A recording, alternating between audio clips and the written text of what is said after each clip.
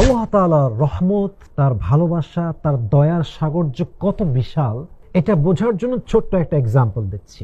দেখুন, যদি কোনো আসামি অন্যায় করে, সে জেলে ঢুকবে, তার সাজার যেই মেয়াদ শেষ হবে, সে বের হবে। যদি আবার সে কাউকে হত্যা করে, চুরি করে, ডাকাতি করে, আবার সে জেলে ঢুকবে। যদি এভাবে সে বারবার অন্যায় করতেই থাকে, চুরি, ডাকাতি, রাহাজানি, ব্যভিচার, মানুষকে গুম করা, হত্যা করা, যখন সে বারবার ঢুকবে জেলে, তখন একটা পর্যায়ে তার নামটা ব্ল্যাক লিস্টে অ্যাড হয়ে যাবে।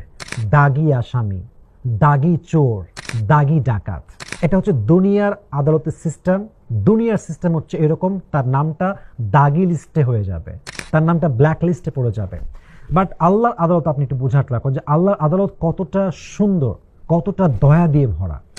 যদি কোনো একজন বান্দা একবার অন্যায় করে, তার নামটা গুনাহের লিস্টে অ্যাড হয় যে সে একজন গুনাহগার। তওবা করে, মুছে যায়, আবার তওবা করে, আবার মুছে যায়। যতক্ষণ পর্যন্ত বান্দা তওবা করতেই থাকে, আল্লাহ বান্দার শুধুমাত্র তওবা কবুল করে মাফ করে, ইটস নট লাইক দ্যাট।